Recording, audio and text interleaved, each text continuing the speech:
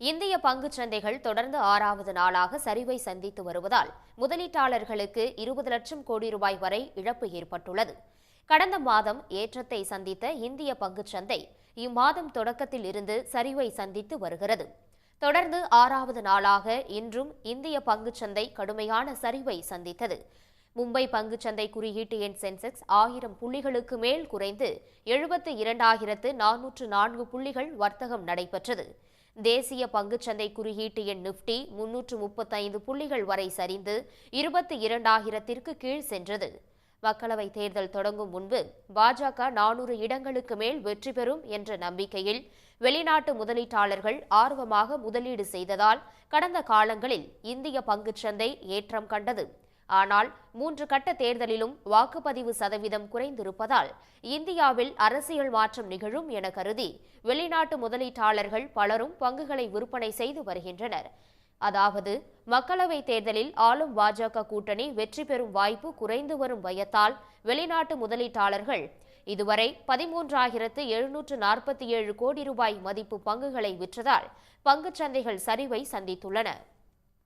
இதில் வியாழக்கிழமை அன்று மட்டும் 6,669 கோடி ரூபாய் மதிப்பு பங்குகளை வெளிநாட்டு முதலீட்டாளர்கள் விற்றுள்ளனர்.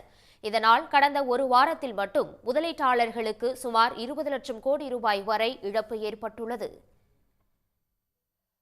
ஏற்கனவே இந்தியா சந்தையிலேருந்து பணத்தை எடுத்துகிட்டு போனாங்க.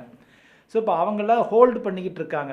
எந்த அரசாங்கம் வரப்போகுது, அவங்களுடைய பாலிசி எப்படி இருக்கும், அதை வச்சு இப்போ இந்திய பொருளாதாரம் எப்படி இருக்கும், இதெல்லாம் தெரிஞ்சுக்கிட்டு முடிவு செஞ்ச பிறகு நம்ம பண்ணுவோம். அதனால் எலெக்ஷன் ரிசல்ட் வரட்டும் அப்படின்னு சொல்லிட்டு வெயிட் பண்ணிக்கிட்டு இருக்காங்க. ஸோ அந்த ஃபாரின் இன்வெஸ்ட்மெண்ட் வரத்தும் குறைந்திருக்கிறது.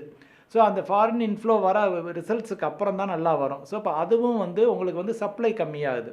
ஸோ சப்ளை கம்மியாகையில் ஆட்டோமேட்டிக்காக டிமாண்டும் உங்களுக்கு கம்மியாகும்.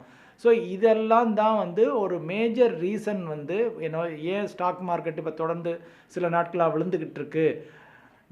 விழுகுது ஏறுதுங்கிறத விட நம்ம என்ன சொல்லலாம்னா ஏற்ற இறக்கமாக இருக்கும்னு சொல்லலாம். வாலட்டைலாக இருக்கும் அன்டில் ரிசல்ட்ஸ் வர்ற வரைக்கும். சென்செக்ஸ் பட்டியலில் உள்ள 30 நிறுவனங்களில் 25 நிறுவனங்களின் பங்குகள் விலை குறைந்து விற்பனையாகின.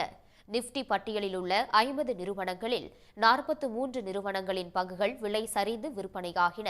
அதானி நிறுவன பங்குகள் விலை கடந்த 5 நாட்களில் 7% சரிவை சந்தித்ததால் 8,638 கோடி ரூபாய் இழப்பு ஏற்பட்டது.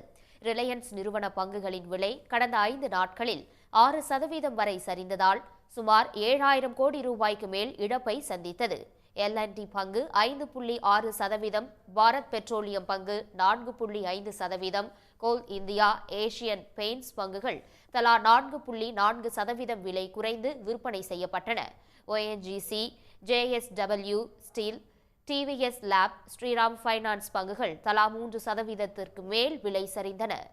உடனுக்குடன் செய்திகளை தெரிந்து கொள்ள சன் நியூஸ் பெல் ஐகானை கிளிக் பண்ணுங்க.